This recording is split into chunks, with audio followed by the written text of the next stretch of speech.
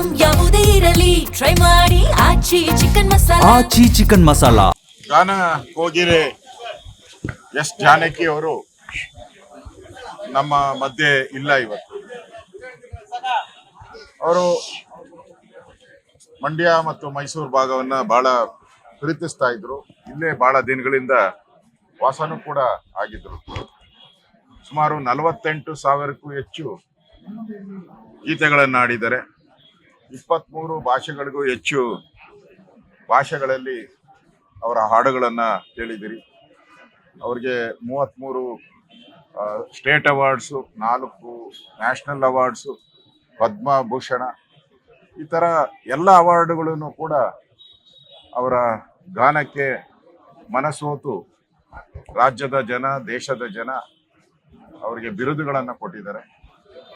ಯಾರೂ ಕೂಡ ಮರೆಯಲಾಗದ ಹಾಡುಗಳನ್ನು ಕರ್ನಾಟಕದ ಜನತೆಗೆ, ದೇಶದ ಜನತೆಗೆ ಕೊಟ್ಟಂತ ಕೀರ್ತಿನೂ ಸಹ ಆ ತಾಯಿಗೆ ಸೇರಿದೆ. ಅಂಥವರು ಇವತ್ತು ನಮ್ಮ ಮಧ್ಯೆ ಇಲ್ಲ ಅನ್ನೋದು ಒಂದು ಇಡೀ ಯಾರು ಗಾಯನವನ್ನ ಕೇಳ್ತಾರೆ, ಹಾಡುಗಳನ್ನ ಕೇಳ್ತಾರೆ, ಅವರೆಲ್ಲರಿಗೂ ಕೂಡ ಕೋಟ್ಯಾಂತರ ಅಭಿಮಾನಿಗಳಿಗೆ ಇವತ್ತು ನೋವನ್ನ ತಂದಿದೆ. ಅವರ ಆತ್ಮಕ್ಕೆ ಶಾಂತಿ ಸಿಗಲಿ ಅಂತೇಳಿ ನಾನು ಭಗವಂತನಲ್ಲಿ ಪ್ರಾರ್ಥನೆ ಮಾಡ್ತೀನಿ. ಈಗ ನಾನು ಕೂಡ ಅವರ ದರ್ಶನ ಮಾಡಿ ಬಂದಿದ್ದೀನಿ. ನಾನು ಕೂಡ ಅವರ ಹಾಡುಗಳನ್ನ, ನೂರಾರು ಹಾಡುಗಳನ್ನ, ಸಾವಿರಾರು ಹಾಡುಗಳನ್ನ ನಾನು ಕೇಳಿದ್ದೀನಿ. ಇವತ್ತು ಅವರ ಮೇಲೆ ಅವರ ಕುಟುಂಬದವರು ಕೂಡ ಬಂದಿದ್ದಾರೆ. ಅವರು ಇನ್ನೂ ಸುಮಾರು 1-1.5 ಗಂಟೆಗಳ ಕಾಲ ಇಲ್ಲೇ ಇರುತ್ತೆ. ಅದಾದ್ಮೇಲೆ ಅವರ ತೋಟದ ಮನೆ ಏನಿದೆ ಮೈಸೂರಲ್ಲಿ, ಅಲ್ಲಿ ಅವರ ಅಂತ್ಯ ಸಂಸ್ಕಾರವನ್ನ ಮಾಡ್ತಾರೆ ಅಂತ ಅವರ ಕುಟುಂಬದವರು ಹೇಳಿದ್ದಾರೆ. ನಾಳೆ ಅಂತ್ಯ ಸಂಸ್ಕಾರ ನಾಳೆ ಮಾಡ್ತಾರೆ ಅಂತ ಹೇಳಿದ್ದಾರೆ.